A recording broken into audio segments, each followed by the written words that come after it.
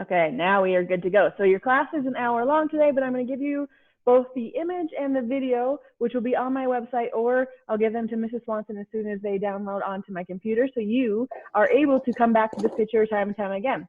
So a few things about me. I am a local artist just out of the Bozeman area. You are actually in my art studio here. I was doing the sheltered home and doing all my painting classes from home. So if you go through those videos, you'll see a slight shift. But the internet here is a lot better than the internet at my house. So that is why I'm at my studio. Okay, so the materials that you have today, and for really all of my painting classes, something to paint on. It can be a canvas of any size. The larger the canvas, the longer it will take to paint, just because of the surface area of the canvas. But it can also be a piece of cardboard, a piece of mat board, or a piece of paper. It doesn't have to be anything fancy or expensive. In addition to that, we obviously need paints. I'm going to be working with acrylic paint. I do a lot of oil, so the paintings you see over here in the side of my studio are all oil paint. So I either work with oil or acrylic. You can also use tempera paint, but you can do this with watercolor. You could honestly do this with markers. I think your ability to be creative in this situation is fantastic. So whatever you have, use it. The other things I have on my supply list are one large brush and one small brush. We're going to be working large to small, and I'll go over that in just a little bit. And something to put your paint on. So I have this plastic little paint tray that I put all my paint on, but I definitely use just paper plates or a piece of cardboard. Anything really works for that. Okay, and then I have a rag, because with acrylic, oil, and tempera paint, you don't want it to be really, really drippy with water. Oh, I did forget the water cup, so I have a water cup as well to rinse out my paintbrush. So let's get going, and I'll kind of guide you along the way.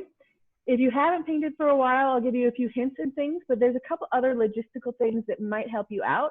I know you guys are getting way used to this Zoom world, but if you click down the bottom of that screen, if you have questions or you want me to slow down or whatever it is, feel free. No question is a bad question at all, and I will try as quickly as I can to hit that.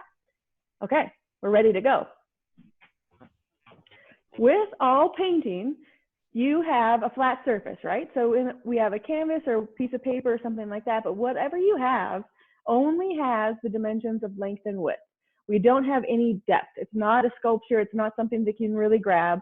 It's even more evident in these thinner canvases because there's zero depth at all. Some of those canvases are just wrapped around, but essentially we just have a flat white surface, right? And your goal, your objective is to make things appear three-dimensional, make things have some depth. So some things look like they're closer to you, some things look like they're further away. And the greater that we can work that, the more we can have in what we call the grayscale between the gray and the white areas, the better your painting's going to be, because it's just going to look more alive and have a lot more richness to it. So that's our goal, is to get a lot of depth. And in order to achieve that goal, we're going to do a whole lot of overlapping and using colors and color theory to make that happen. So the very first thing I want you to think about in the painting that you guys have, this painting that we're going to be inspired by today, is that I want you to think about this in terms of layers. What do you imagine I painted first? So if you look at that sky, what we're going to do first is we're going to paint from that horizon line up that yellow color before we overlap the warm colors on top of that. And then we're going to overlap the mountains on top. So it's always going to be this constant, what is the thing that's closer to you, meaning that this grass and these trees are going to be things that were done at the very end of the painting. So go ahead and get some paints ready. Go ahead and grab a little bit of white and a little bit of yellow.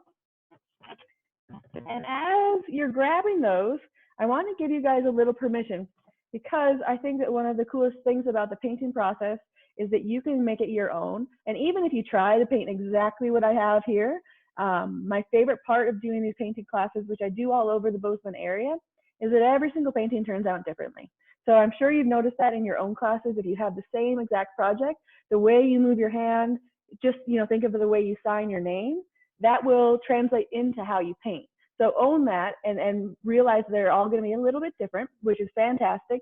But I also want to give you a little bit of ability to go outside of the lines a little bit. So if there's a color I say, and you would rather add another color or not use that color, try to start to think on your own independently of what are the things you want to add, what might you want to change. So don't feel like you have to do every single step that I am doing. It will be a whole lot easier if you do that, step by step. But if you want to add something or omit something, I am all for going rogue. So feel free to do that. All right, let me grab me some white and some yellow.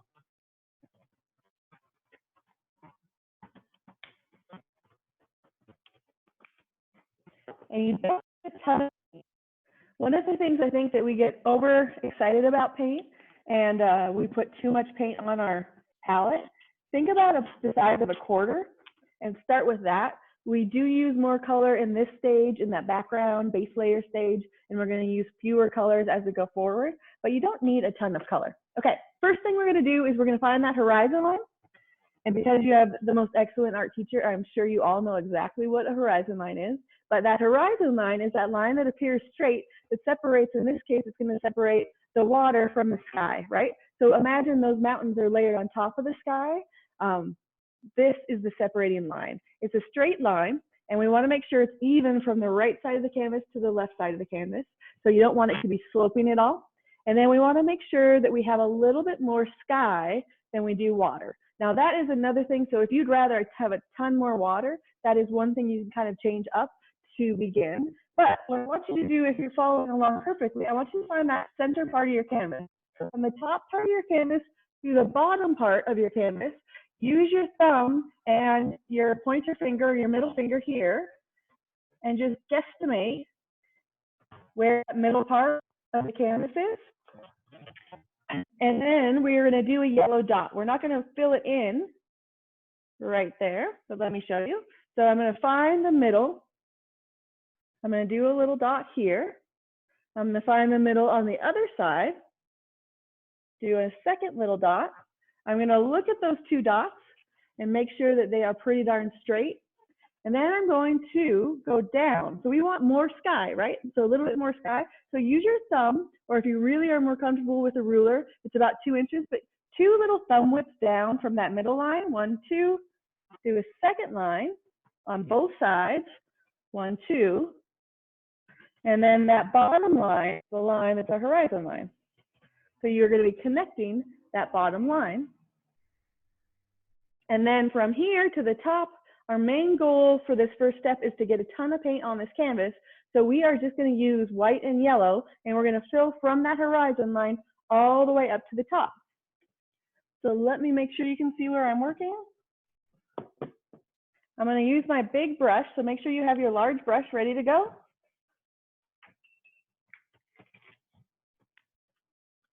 When you're using your brush, always make sure loose wrist, right? So you want to be able to use your whole arm very fluidly when you're painting. If you really grip it really hard, it's going to be rough on your wrist, and then you don't get that nice fluid motion. So loose wrist, don't soup the paint. So don't scoop a bunch of paint and throw it on the canvas. I'll show you how much paint I'm going to grab, and we are going to intermix yellow and white. So there's a little bit of yellow right on the canvas. Any direction at all, we are going to be mixing this lighter shade with the white. I did not rinse my paintbrush, a little bit of white paint right on the canvas, and I'm going to keep doing that. Like I said, horizon line all the way up. And this stage is a little messy.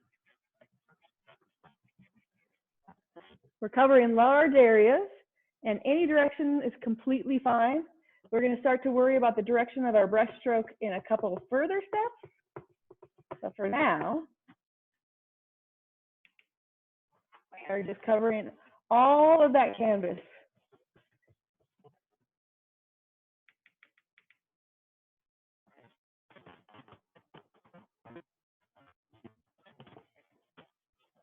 And pay attention to the edges. Those outside edges sometimes get a little bit less paint. So make sure you get that paint all the way across that canvas, all the way to those outside edges.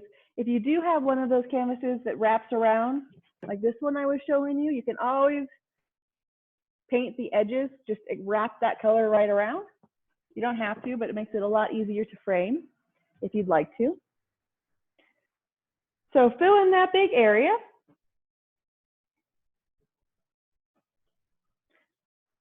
And then when you are ready, so I'm going to give you, I know I paint pretty quickly. It's a whole lot easier to know where everybody is in real life, but it's a little trickier here. So remember, use that chat if you need to slow me down.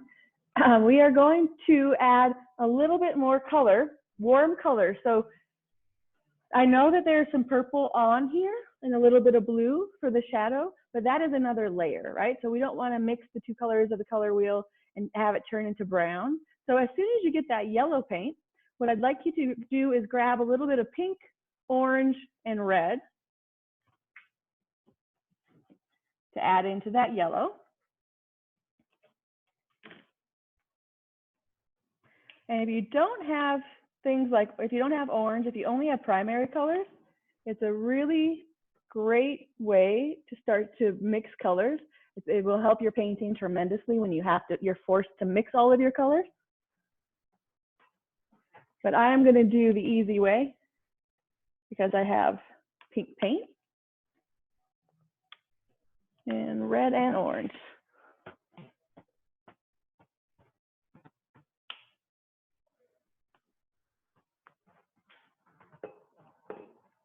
Okay, when you're ready for this next step, and I'll be watching to kind of see if I can watch people still painting, but when you're ready, go ahead and take your large brush and place that into your water cup. And we're going to do our first, or I guess our second layer.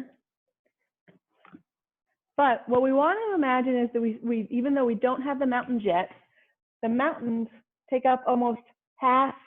So if I use the line between the horizon line all the way at the top, you see how the mountains are about half of the way up. So we want to reserve this yellow area to make sure that we have a nice glow on top of the mountains. If you're a little timid to go further down, always remember we can add more paint later. It's a little bit trickier to get rid of the extra colors, definitely not impossible. Acrylic paint, one of the main reasons I use these in art classes is because it is extremely forgiving. So anything that you don't like, you can always change it by painting right over the top of it with white paint and then going over it again with another color. The worst thing is you just have to be patient a lot of times to let things dry. Other than that, it is way easy to do. Okay, I have now grabbed my small brush. It was in the water cup, so what I want you to get used to with that small brush is dabbing it on a towel. I have a really beautifully messy paint towel, but paper towel, anything like that will work. And then let's talk about the angles. So the yellow didn't really matter. We just filled up that whole base layer, and it's going to glow through, which will be really nice. As I mentioned, we want the mountains to have about half of the way between the horizon line and the top of your canvas. So reserve this for your mountains that we have not put in yet.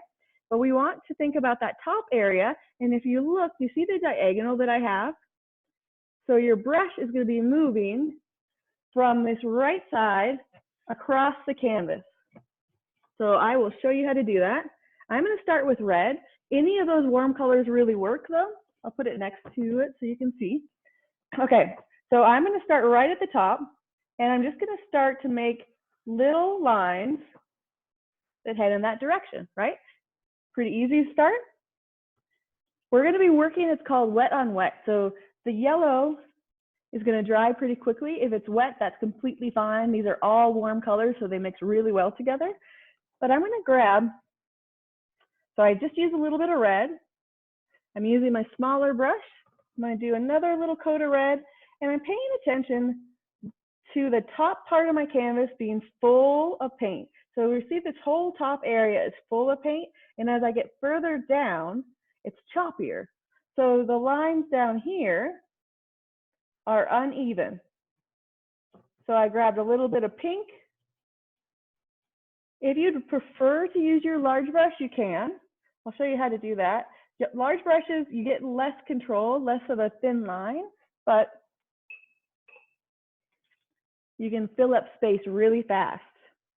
So I have my larger brush, and I'll show you that again. While you're doing this, always feel free to add a little bit of white at any point.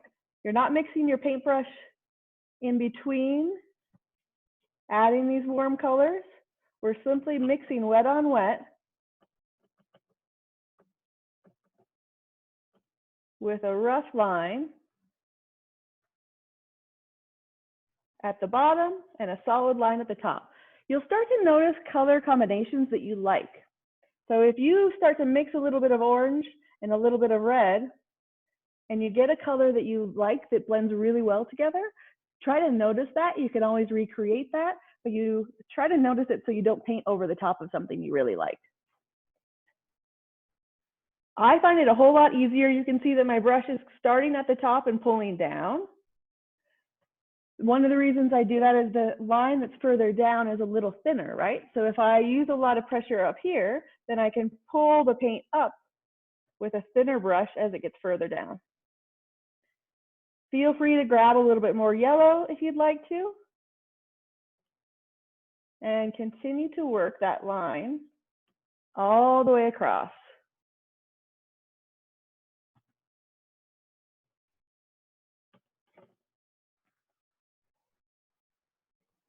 Keeping the angle going. And try as much as you can. It's kind of hard to do at the beginning, but try not to overmix colors. So it feels like things are getting really muddy. Just hang out for a second. It should dry pretty quickly. If it feels like your paint is getting wiped off of that canvas, that usually happens when we have too much paint and it hasn't dried yet. So again, you just have to wait and be patient for a second.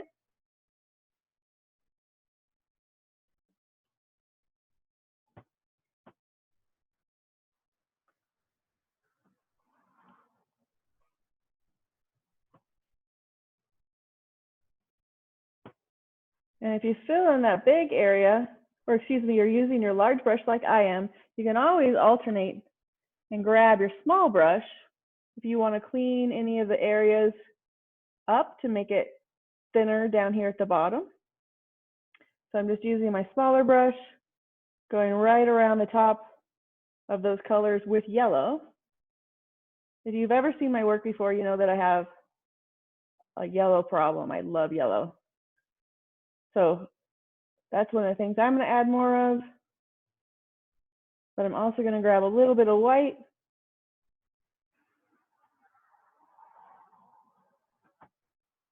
And then through all painting, try to get used to changing your perspective. So always try to kind of lean back from your painting. Give yourself a little bit of room.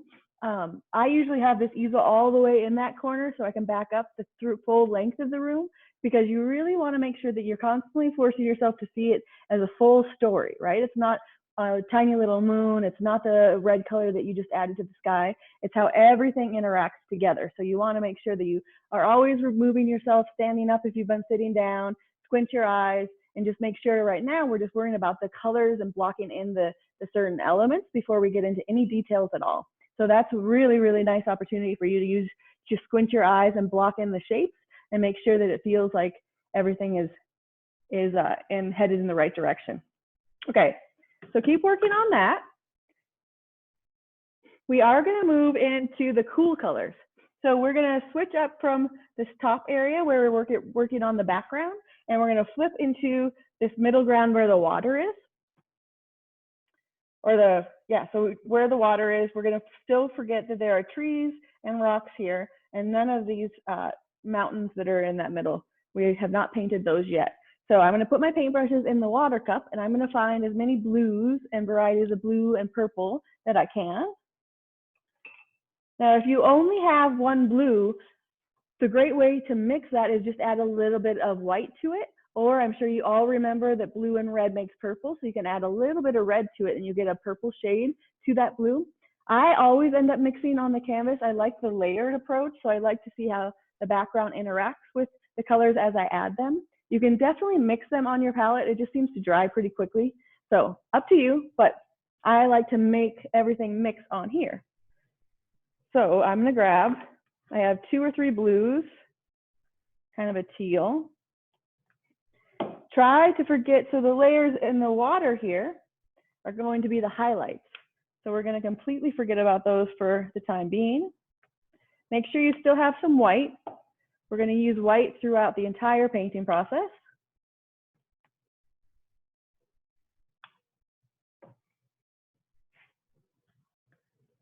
Okay. All right, we're going to jump right back into that horizon line. So take your small brush in that water cup and stop it at the bottom of your water cup. You'll notice that the water gets really messy really quickly, but it usually doesn't do anything to affect the color. unless we're doing a lot of yellow and have black on our brush, that gets a little tricky. I'm going to use my rag, got the water out of the brush. Another little trick, you can grab your fingers and squeeze those bristles of the brush together, and that will help to give you a smaller, smoother brush stroke. Now for this step, we are going to do this white line, and we'll do it again. So you'll notice that we paint something and then we paint over the top of it quite a few different times as we're starting to tighten it up. But I have this white line right here, and that line is right the horizon line where that yellow is. So we're going to overlap that yellow slightly with a little bit of white, and we want to start to train ourselves to have a nice thin brush stroke.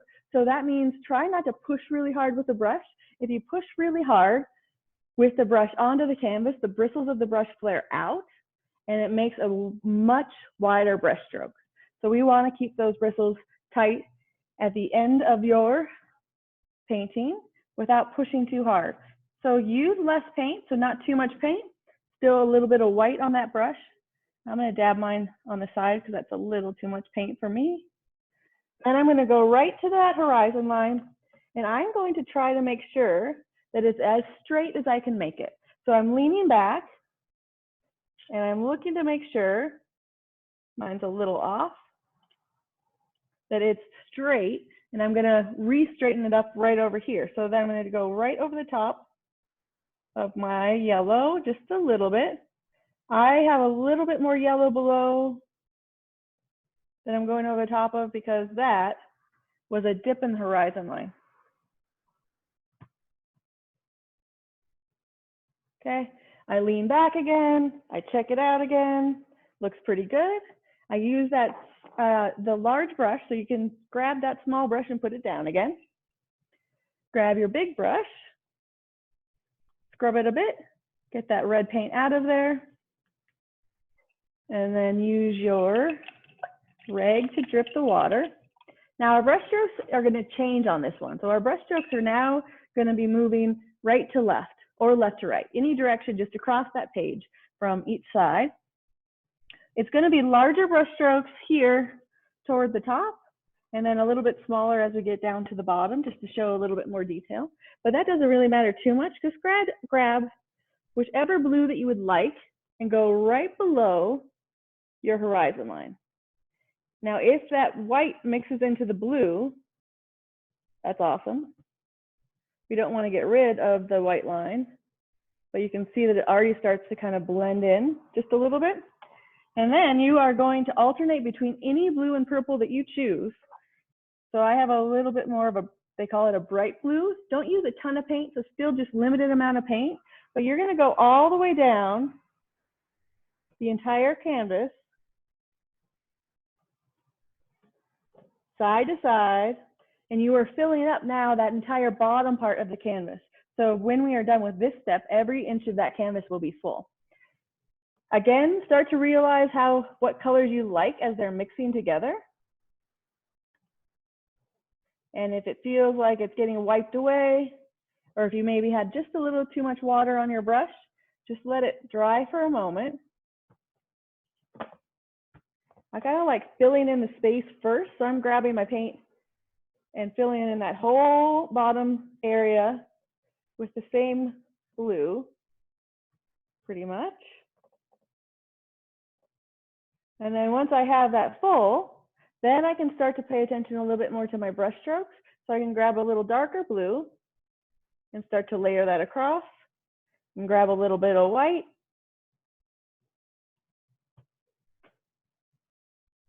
This is another step where we want to pay attention to all the edges. So sometimes we end up paying a whole lot of attention to the middle, like this, right? And you want to make sure that you pay attention to those edges too. So pull that white or pull the blue all the way off the page.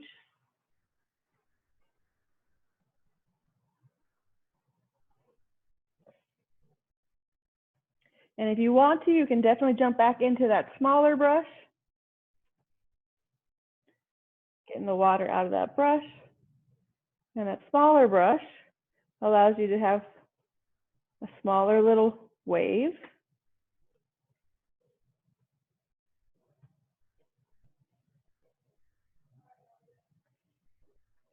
Now, if you do any painting in the summertime, so if you go outside in the summer, this will dry really, really fast. So you have to work really fast before it, acrylic paint is plastic. So before it turns to plastic on you and sets. So kind of get used to moving just a little faster than you're used to. And keep reminding yourself you can absolutely change any of these elements. So if there's something that you don't like about the water, for now especially, just let it dry for a moment. And you can go back over the top of it really, really easy. I'm going to grab just a little bit of purple. And again, I'm not making a brand new color. I'm not blending these really, really aggressively to have a brand new shade of blue. I'm using the paint to try to give different dimension. So it looks like the little flow of a river or a lake or something that's just a little calmer, maybe the ocean.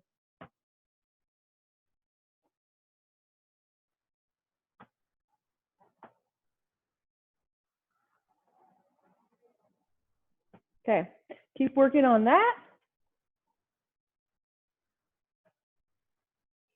Let me see where we're at.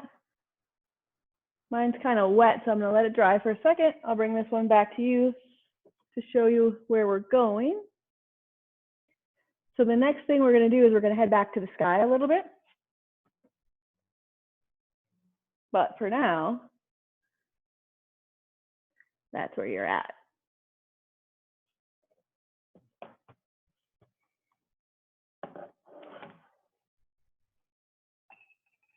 Okay, I'm gonna go back through all the steps because sometimes we get lost just a little bit. So just to reiterate, what we did first is we found that horizon line. And remember, we found the middle part of your canvas and made sure that that horizon line was about 2 thumb widths down. So we end up with more sky and less water. We did that horizon line first in yellow. We filled that whole area above that with the yellow paint and white, any direction of our choosing at all, just side to side. Then we came in with our warm colors at a diagonal, and I started to build up this fun kind of sunset area, the dynamic part of the sky, using the yellow, pink, red, orange, and white interchangeably, and making sure that the bottom part of that line was a little bit more jagged and the whole top area was nice and solidly filled in. Now, I'm going to add a few notes to that. So depending on you where you're at right now, or if you have more time throughout the day, you could go over the sky over and over and over again. So try to think of it as just, if I only focus on this top area of the sky, that's the darkest part, right, so far. I can grab a little bit of white and a little bit of yellow, and I can just put that on top.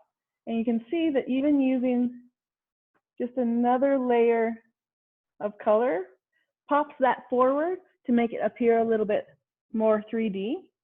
So that's something we're going to talk a little bit about. I am going to show you how to add shadows, so that's going to be our next step. So if you want to check out this little umbrella of blue and purple that's above your painting, we're going to work on the full moon shape first and then that little top area. But back to what we've done so far, because we have not got to that step yet. We have those reds and orange, the warm colors, all the way down. Then we have a little bit of white line. So we redefined that horizon line with a nice white line. We came below that white line with all of our cool colors. So all of that purple, white, and any blue that we have. And I had to wait for a second because remember, sometimes it gets really, really wet and it wipes that paint right off the canvas. Okay, so if we're ready, make sure you rinse out the brush. So we want the blue out of the brush so we don't end up with a big green moon in your sky. I know this might be a little bit, so if you're worried about it, paint your fingers first, your hand, and make sure you don't have any blue that shows up. You might have to rinse it again if you need to. Okay, we're gonna grab white paint to start. And with all painting and drawing, I want you to think about as simple, go back to kindergarten as far back as you possibly can and simplify everything that you're drawing and painting into very, very simplistic shapes. So I'm thinking triangles, circles, half circles, all of those rectangles, things like that in combination. So think of it as a very simplistic puzzle that you're putting together. A lot of times our brains, especially when you know something like a landscape or us Montana people, you have seen a million mountains in your lifetime. You know it, but it doesn't make it easy for you to actually paint what's in front of you. You have to train yourself to actually see. So one of those things is to look at the shapes, basically, without the combination of everything together. So all that really means is that this shape here is part of a full circle, or you could see it as a smiley face, or a horseshoe, or the letter C. Whichever way you can do that to break that shape down, I do want you to pay attention to the edges of that shape. So the moon is much thinner at the edges and much thicker in the center. So I'm going to grab my white paint. I'm going to go over here to the right side of my canvas, and I'm going to just mime without even touching the canvas. I'm just using my brush and kind of imagining where I want that to be, because you can switch it around, right? You can make a full moon at this point if you really wanted to. So I'm going to go nice and light pressure. I'm going to commit to a nice C shape, and you will notice straight lines and curved lines are so much trickier than you would think. Okay, so now we have this little U shape up there, and like I said earlier, we want it to be thin at the edges and thicker in the middle. So I'm going to leave that edge nice and thin, and then I'm going to make it a little thicker as I go to the center. I need a little bit more paint.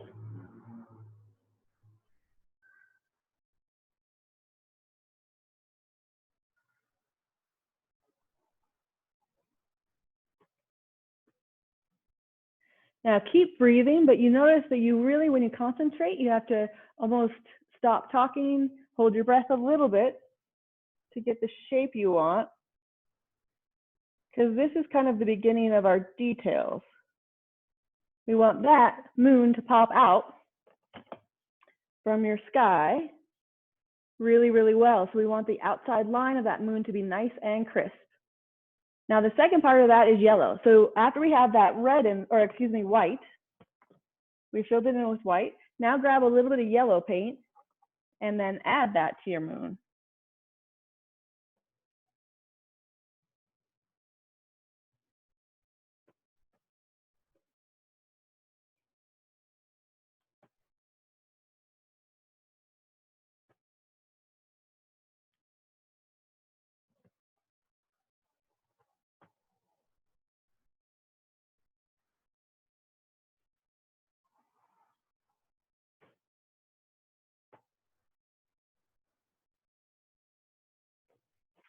Okay.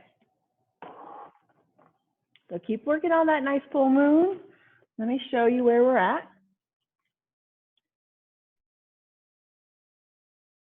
So where we are going to go from here is we're going to go back to our cool colors, and we're going to do this little shadow area where your brush is moving in the exact same direction, that diagonal that you started with, but we're going to add a little bit of blue and purple to the top all the way around your moon. Then we're going to make sure that we're happy with our water, going back and forth with the water. We will add highlights as soon as that blue, we're happy with it and it's dry. So these highlights as well as that horizon line will come just a few more steps. So after we get this blue, we're going to start to block in the little hillside here, your rocks, and those mountains. So when you're ready for it, make sure you have some black on your palette.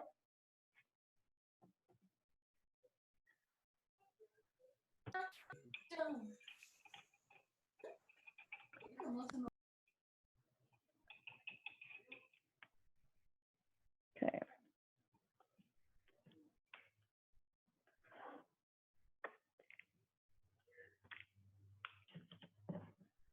All right, so I've outlined that full moon, made it thin at those little edges, and then filled in it with white paint to start, and then added a little bit of yellow.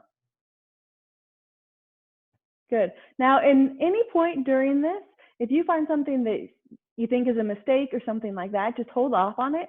One of my favorite teachers of all time said that an artist never makes a mistake. You just change your mind. So try to think creatively.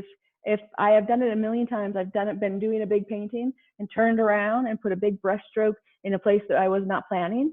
But if you can look at it and try to decide, well, it's a big brush stroke in the sky, maybe I'll turn it into a bird. So just be open to kind of letting your painting evolve on its own, instead of thinking you made a mistake or you got to start over or whatever those things are. I think especially with this kind of paint, it is so easy. Just wait, breathe. There are plenty of times where I just have to walk away from a painting and come back to it later, but always give yourself just the ability to kind of let the painting go the direction it chooses. And a lot of times those happy little accidents, if you've ever watched Bob Ross, happy little accidents end up being really, really cool. So let that happen. We're gonna go around and we're, like I said, a little bit of blue and a little bit of purple right around the edge of your moon. So let's start at the outside of that moon. I'm gonna grab, you can choose blue or purple right now, but I wanna show you one little thing because right over here on that right side of the moon, we do want the line around here to be nice and crisp. So I'm actually going to give a little bit of a purple highlight to the outside of my moon that will act like a little bit of a barrier. So it'll act like a little bit of a ring where I won't be able to get purple or blue straight on top of that moon.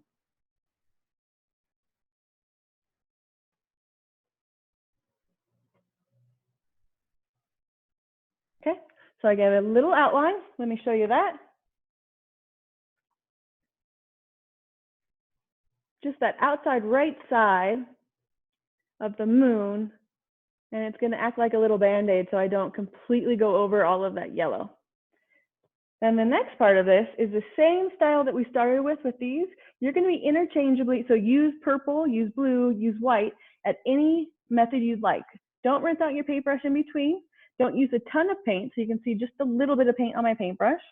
But you're going to go from that right side, tiny little lines, being careful as it touches that moon. So I'm going to actually pull from the moon up.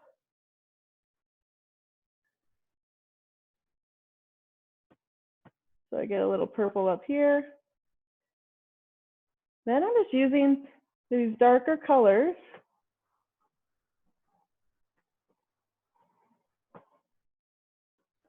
to add a little bit of shadow to our sky. So think of it as like a little umbrella, not too much, just a few lines. Again, still thicker at the top and still uneven here at the bottom. Still moving side to side. You'll notice that these are the steps where we use a whole lot less paint. So if you have to refill a color, go really light so you can save your paints. And if you don't have purple, remember you can use a little bit of red to blend in with that blue paint and it'll give you a shade of purple.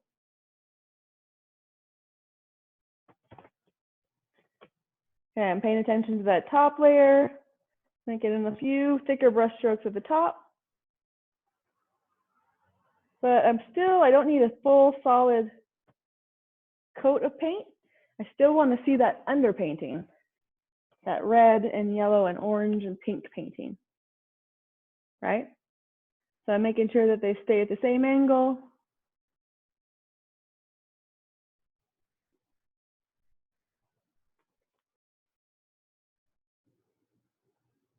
And at this stage, it's just fewer brush strokes, and we're definitely going to move into smaller.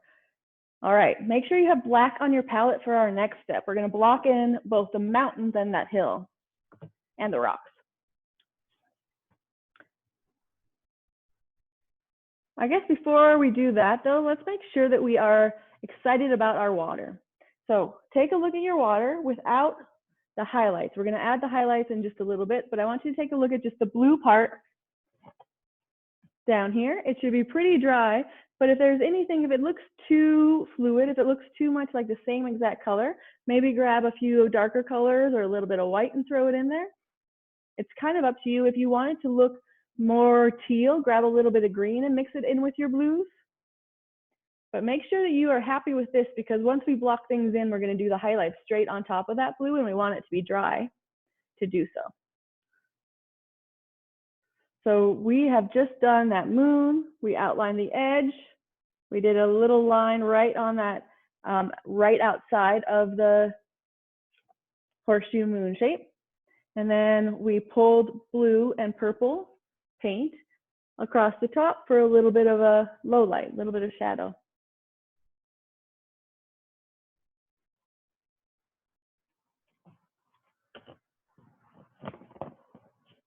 All right. Moving on to, like I said, check your blue first. So let me show you. Let's say if I need a little bit more blue, I'm going to use my small brush because this is kind of more detail work. I'm going to use a small brush and then throw just a few different darker or lighter. Remember, always paying attention to the light. What can we make the lightest and what can we make the darkest? And then all of those medium tones in between. So I can throw in a few little blue lines. Be a ton. Just a few if you'd like to. If you're happy with your blue water, keep it as it is. That's awesome. All right, now we're going to go into the mountains. Now, before I show you, I'm going to guide you through the mountains that you see right behind me, but I want you to think about if there was a mountain range that you wish these were, if you love going to Flathead Lake or you love the Tetons or whatever the mountain range that's in your mind, feel free to grab your phone really quickly and Google an, Grand Teton silhouette or something like that, and you can use that for the project. But really what we want to think about with mountains is we want them to be triangular, and then there are a lot of different valleys and things that we can show just by showing a lighter area to the mountain and a darker spot to the mountain. So imagine that this area has a little bit more light on it. Here's a little separation, and that's a little darker. We don't need it to be overcomplicated, but that kind of, so we have these triangular shapes, and then we have the light we'll put on top of it. So for now, if you're going to do these mountains, we are going to start on this right side, and we are going to go up just about that middle line. So we're going to go up about 3 thumb widths from that right side. So 1, 2, 3. Give yourself a little dot here at the top, and then I want you to just make a little half triangle. So I went up 1, 2, 3, gave myself a little dot, and then I just went to the left at a diagonal. And if you notice, that diagonal is pointing all the way down at that left corner down here. So I could imaginary connect those two. Then from this line, our next mountain is going to go up slightly. So I am going to use my paintbrush, and I'm going to head towards that top corner, and I'm going to go up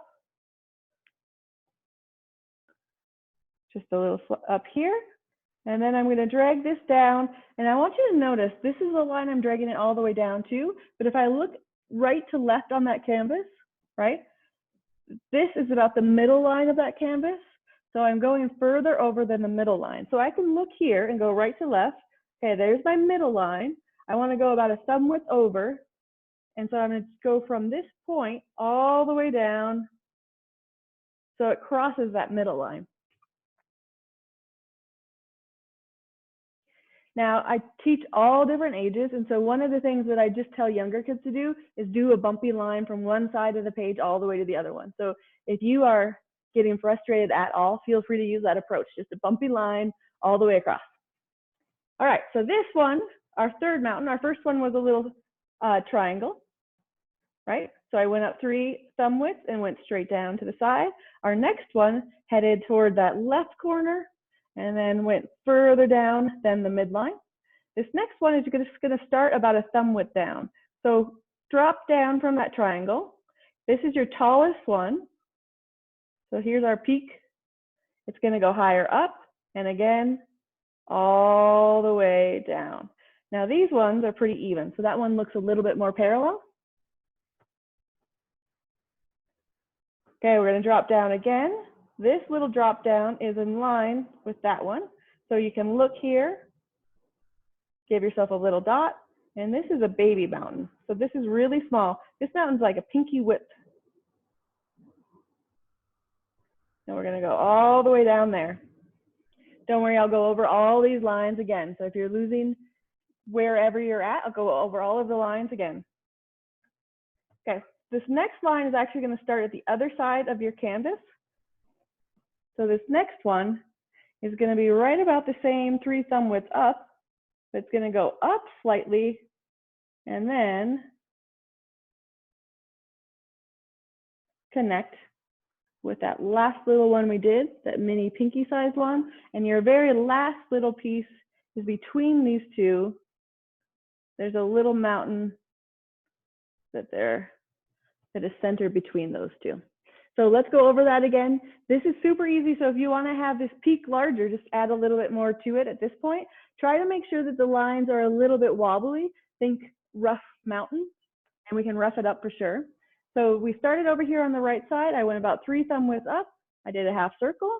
Then I went up towards that left side of the canvas, dropped it all the way down past the middle part of my canvas, middle from the right to the left side. Then I started about a thumb width down on that triangle. I went to the highest peak, all the way down. Then I went and the next little last one on this side, I dropped all the way down the high peak where I match, if I went all the way across, that little peak or that little valley right there. Then I went up, down, went from the left side up, connected down, and then a little triangle right in between the two last ones. Now again, if it got confusing at all, if you got lost at all, not to worry, just kind of turn it into your own. You can always add or omit, but we're going to fill these in. Now I know that you have these lines, and the lines are very important, but you kind of are going to lose them for just a moment. You will remember where they are, but what we're going to do is we're going to go at the top of that horizon line with a black line. Try to keep that white.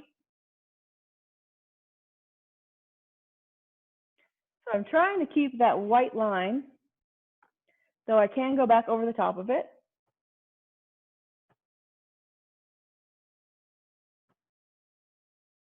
Okay, I'm going to grab my big brush because I want to fill in these big black triangles as quickly as I can so I have enough room for detail or enough time for details. So don't use a ton of paint still, just fill in those shapes.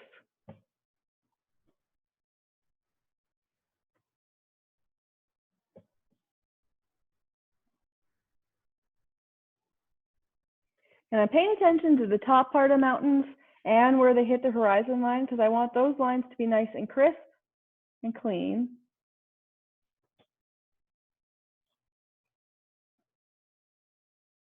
But everything else can just be filled in. So sometimes if you're having a hard time filling in without making a mess, put a bunch of paint in the middle with your large brush, and then you can use your small brush to bring it to the edges.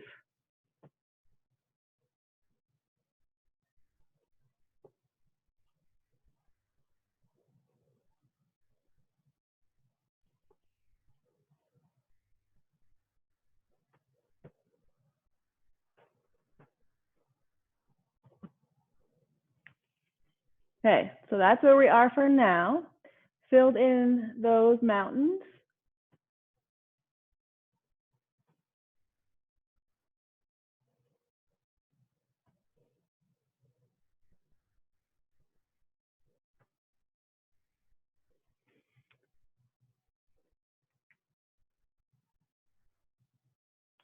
Okay, so this is pretty connected. I think that you can do this at the same time. So keep working on those mountains and making sure that the ridge line looks really nice. And then they're filled in with solid black, but I want you to look here at the left side of the picture, and I want you to notice it doesn't connect to the horizon. So we're going to drop this little beginning line down about 2 thumb widths. And if you notice, it drops to about the middle part. So it's not going to be the horizon line. You're going to drop down from that left side about 2 thumb widths, give yourself a little dot, and then make a half circle curve toward the middle part of your canvas and fill this in at the same time. So that will be where your trees are going to land in a minute. So I'm going to use my small brush, just like I was talking about, around those edges.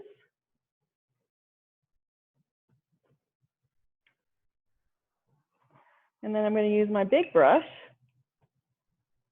right through the middle.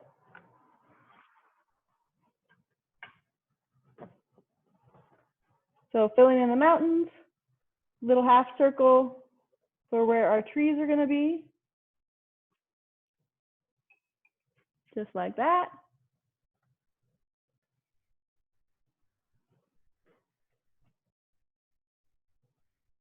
Awesome. All right. So we have about 10 minutes of class for you guys. I'm going to go through the last couple steps, and then I will repeat myself, and I will make sure, like I said earlier, you'll have access to the video. So if you are in a spot where you're like, oh my gosh, she is so far ahead of where I'm at, I would just wait. Try not to stress yourself out, and you can always add to that. But I'm going to show you just a few more highlights, and then the rocks and the trees as well. So the next thing we're going to do are these little rocks. Now the rocks are on that right side of the canvas, and the most important thing with the rocks is we want them to feel grounded, right? So that there's water around them. So we don't want it to look like there's a big wave that all of a sudden they're in. We want that base to be grounded, which means the bottom part of the rock is going to be straight across. There's going to be a larger one in front because we want that to appear closer to us, and a smaller one in the distance. So the way we do that is with my black paint, just a tiny bit of black paint. I'm going to go to the right side, and I'm going to do a straight line right there for the base of that rock, just a straight little dash line. That's the largest rock. I'm going to go right above that line and do a smaller dash, and that is going to be for the smaller rock. So the way I'm going to do this is I want to imagine this as a rounded triangle. So I'm going to use my paintbrush and make it thinner at the outside edge, and then it's going to round up like a little rounded triangle. So thin at the outside edge, same shape for both of them, and they go off the page a bit, which is helpful as well. Then I'm going to use just a little bit of water with my paintbrush, still black paint. I'm going to divide these into 3 little shapes. So I'm going to have one little rounded shape, 2, and then that top little piece. So if I split it into 3s, and it does not have to be perfect, I'm just trying to give some dimension to that rock. Then we can grab a little bit of white and then just pull that black paint slightly over the blue and mess it up so it has a little bit of gray. So not too many brush strokes, like 3 to 4 on each little area. And I'm using that wet black paint and pulling it right across on top of those rocks. Okay, last little piece here. I still have the black on my paintbrush and a little bit of white.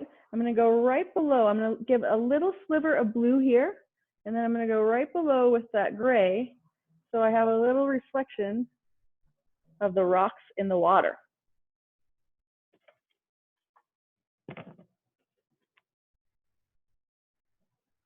Okay, now that we have that gray on our paintbrush, we're going to keep moving to the mountains. And what I want you to think about is that on the left side of each of these ridges, that's the lightest part. So here's, I'm going to do a white line that just outlines those very first black lines that I did. Okay, and that line is really nice and straight. Then what you can do to this is just add a little bit more, so grab a little bit more white paint and make that line a little bit uneven. So I'm not covering everything up. I'm just giving a little bit more of an uneven line. And what I mean by that is it's nice and straight here, but do you see how it gets thinner? Same kind of brush that you had up here, just a little bit wilder. And this is great. If there's too much ever here, you can easily go over the top of that with black paint. So again, this is my one line that I did, that it was the same exact line that I did as I painted it to begin with, blocking it out. And then I'm going to do a few little swirly brush strokes Now this one got a little too gray. You see how I blended that one too much? If it gets too gray, we're going to let it dry. And because we have very limited amount of paint on this, it shouldn't take too long to dry. If it gets to be too sloppy, let it dry and put some more black on top. And then always make sure that that horizon line is nice and straight. All right, we're going to build some trees. So on that far left side, right on top of that weird half circle, you're going to do 2 straight lines. Your first line is not at the edge of the canvas, right? It's not all the way at the far edge. It's about a half a thumb width over from that edge. It starts on that little half circle and it goes all the way almost to the top of your picture. Your blue area will be kind of a good marker, but right at the middle part of that black mound, all the way up just about to the top, about an inch off the top. Then our next tree is substantially shorter, right? So just make sure you have variation between the tall tree and the short tree. So go a little bit shorter. Give yourself about 2 thumb widths or so over. And do the same thing all the way down. So now you have 2 straight little lines at the top of your painting. One taller and one a little bit shorter. You can't see, but they definitely overlap down here. And we will pick that up with a little bit of highlight. So now when we're building the trees, when we're building the branches of the trees, it's a little tricky because there's some light colors here that we'll talk about for our very last steps for the highlights. But when you're building the trees, I want you to notice that the branches move at a diagonal. So you can imagine this as little arrows, right? So they move at a diagonal, but they're a little offset. And what I mean by that is you have one branch here, and then you have the next branch is over here. So they're not completely even. You don't have branch, branch, branch, branch, even all the way down. Let me show you how weird that looks. So if I did that, because you do want to leave some of that background below. So if I did branch, branches are going to get larger as they move further down. But do you see how it looks like a manufactured tree? It's just too even. So leave some of that yellow behind it. But what you want to do for those branches is if you have a branch here on this side, move your brush down and do another one on the other side. For this too, use a few less brush strokes to start with. You can always add more. It's a little trickier to take away the background. And we're going to go all the way down right on top of that blue. And we're going to do that to both trees. So just little lines that are starting small at the top. And then they slowly get bigger at the bottom down here. And they're definitely overlapping that the mountain and that other tree. Now it's going to get a little lost with all that black down here. So our next couple steps are going to help that. Okay, so keep working the tree. I'm going to give you your last little steps, and then I'm going to hang out and see if you guys have any questions, because we are in rapid art zone, I know. All right, so the bottom here, where that black mound is, we want that to look like grass. So grab a little bit of green and use the yellow that's on your plate and a little bit of white. And the way you're going to do this is just grab any of those colors. Make sure the black is not on your paintbrush, so you'll rinse that out. And you are going to do tiny little brush strokes and build those up using any of those colors at any point. But you'll notice that the grass overlaps that circle. So there's some grass that's going over the top and looking where there's blue in between. So all the way around with the green and yellow. Throw a little white in if you'd like to. And your grass is a brush stroke that is pulled up. So I'm starting at the bottom of my painting and I'm pulling up with the brush stroke to give that grass texture. So thicker pressure at the bottom, lighter at the top. You're going to do that same kind of highlight on the trees a little. So if you look here, the tree that is closer to us, that one that's a little shorter and it is in front of that tall one, that one needs a little bit of love, especially down here at the bottom. So you're going to go, whoops, that's a lot of green. You're going to go over a few of the branches with a little bit of that green mixture that you have for the grass. And that will start to make this tree pop out just a little bit. You don't have to do it with the tallest one, the one that's further away, because we want that to be in the shadows. But with this one, throw a little bit of green on it. It will pop that away from the mountains a little bit.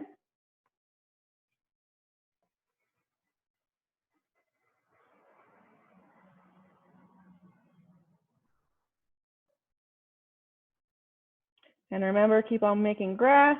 If it gets too light, you can always use that darker green, or you can always go back over the top of it with black and add some more shadow to that grassy area. Okay, last two steps. We have highlights and we have stars in the sky. So the highlights are on the water right here. Your highlights are going to go lightly across the water, going side to side with white and yellow. So I have a little bit of yellow, a little bit of white. You don't need a lot of paint here, just a few brush strokes down here, so side to side.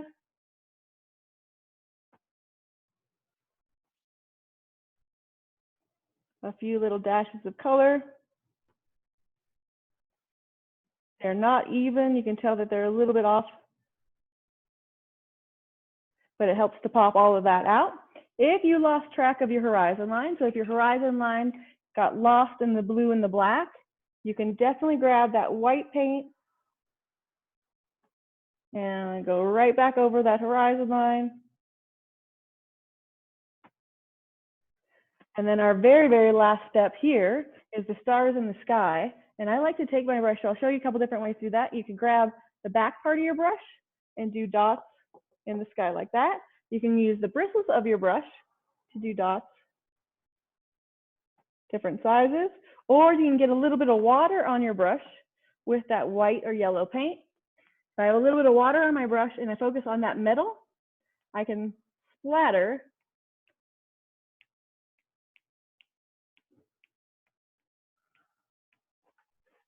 Be careful of whatever else is around you in the room, but the splatter approach is kind of cool because you get little drips. Okay, so I'm going to go gallery view, and I am going to see if you guys have any questions at all or where you're at. Oh, look at all of you guys. Awesome. So super fast painting class, I know. Here we are. Maybe I'll hold this up, and you guys definitely use that button down at chat. Let me pin this again so you can see.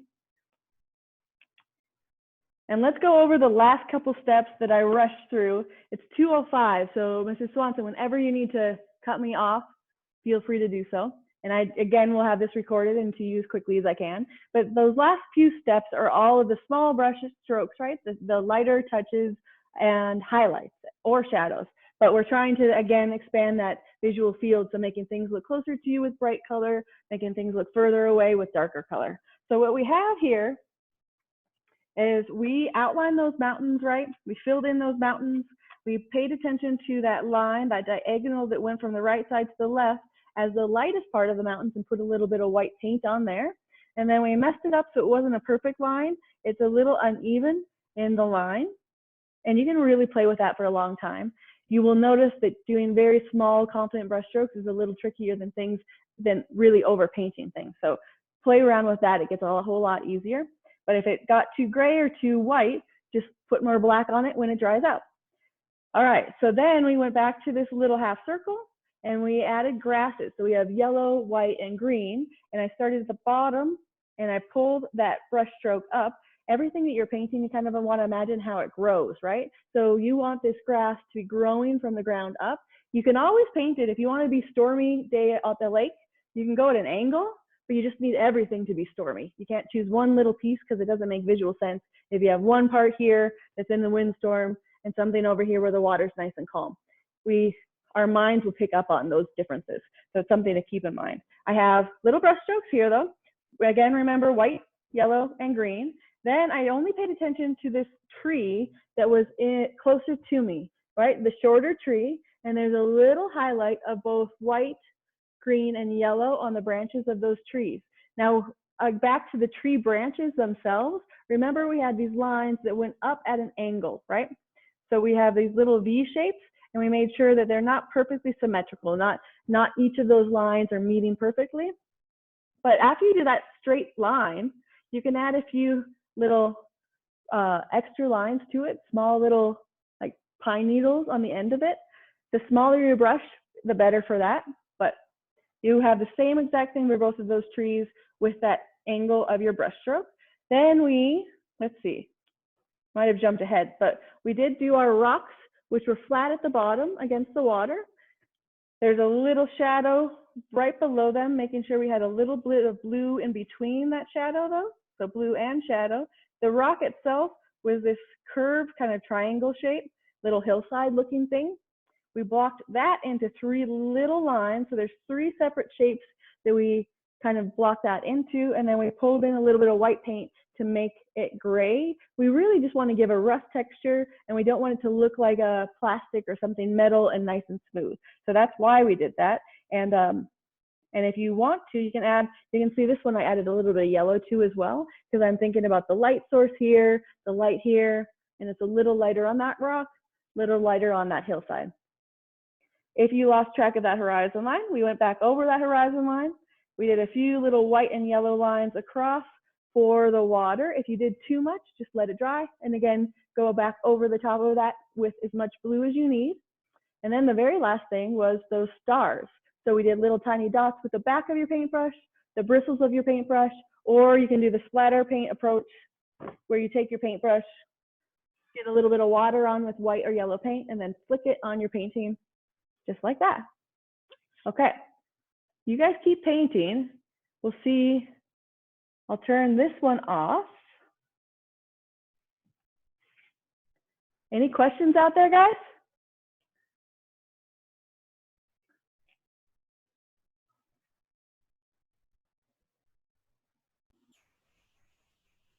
Don't be shy. Ask questions if you have them.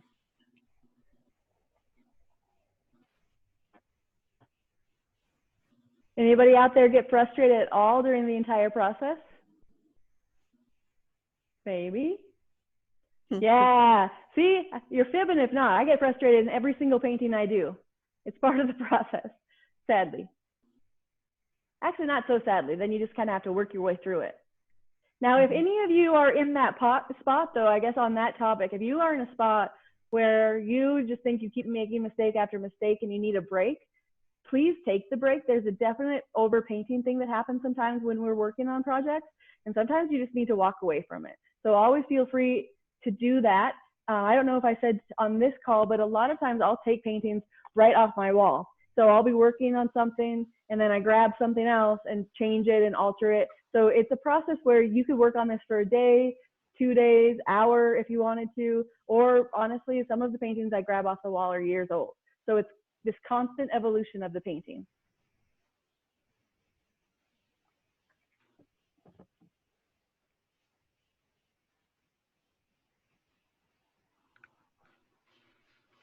So did you guys learn a little bit or a bit?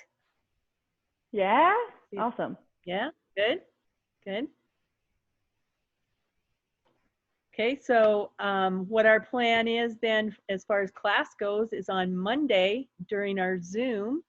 I would like to do a show and tell and see what you've come up with your final project. You're more than welcome to show us what you've got at this point if you'd like. And yeah, continue to work on it, make it your own somehow. Anybody care to share right now? I'm kind of curious how everybody did.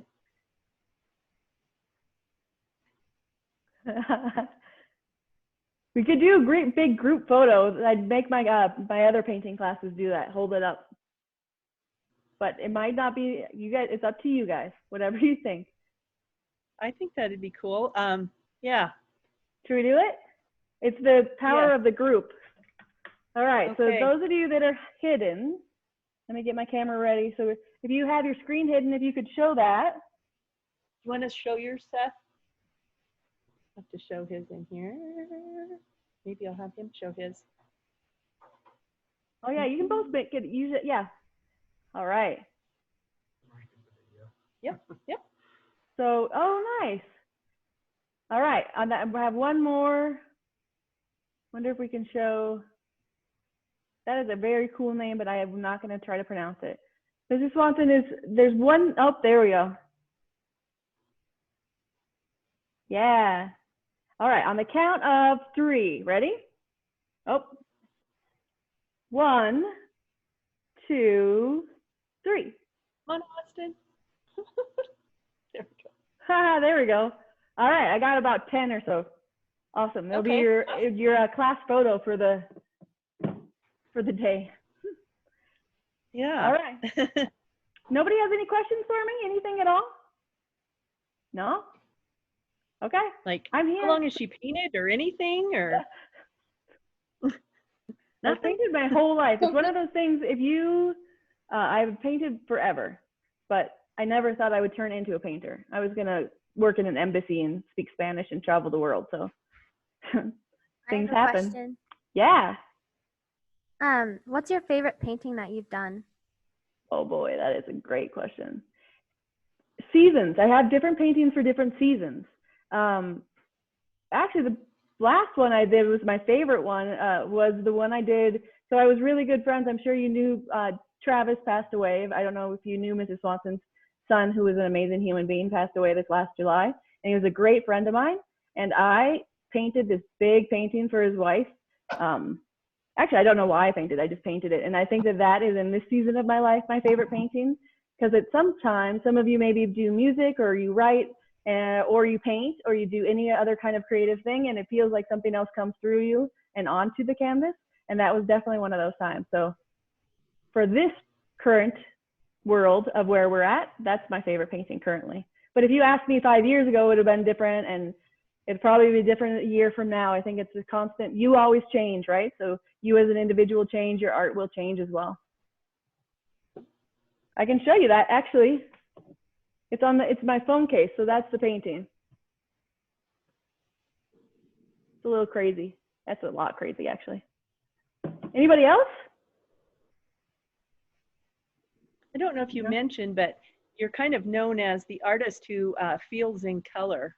Yep. So I thought that was a normal thing. So I thought everybody felt in color. I don't know. So I dream very vividly. Everything in my world is very vivid. And so I have always referred to having, you know, like once in a while, it's like a purple day or an orange day, or I feel pretty like green. And that made sense to me. I don't know if that makes sense to anybody else out there, but I think one of the coolest things about that is realizing that our perspective is so different. The way we see the world is so different. So that's a little, yeah, the feeling and color thing is definitely turned into part of my world. You can kind of see, if I can see everything around here. That's what yellow paint. I sometimes will hide yellow paint for myself because I want to make things darker or mix colors more often, but I'll get into a painting and it goes vivid very, very quickly. Anybody else? Anybody else out there love painting? Does anybody really want to, is that anything your favorite thing? Not quite. maybe they're a little shy about it, but some of them, I can see that it could be a direction they might go with their future. So yeah, they're all doing great. And some of them just have other directions they might go, but there's some that I am hopeful will go into art There you somehow, go. some way. And then think about it. I mean, you don't have to do it as the one and only thing, right? It can always be something you do on the side. It can be something that you just get out once in a while. But if you do it, the more often you do it, I think the coolest thing for me is it's a foreign language, right? So it's just like learning Spanish or French or something like that. The more you do it, you start to uncover things that link together and things that make more sense. So I don't think the journey of the creative person is ever done. I think that it's something that you just, the more time you put into it, and if you have an interest in it, that will definitely put more time into it for you. So yeah. Guys, I'm around, so if you want to like these videos, they're all recorded. Like I said, you are welcome to them. They're all free. And if you have questions about this project, let me know. You can find me pretty easy. All right. Thank you so much. Really Thank you. appreciate you taking the time, and yeah. Yeah, of course. Okay, I'll get this video to you guys. Thanks Okay. very much, and thank you, Mrs. Yeah. Swanson. All right. Thank you. Okay, I'll sign us off.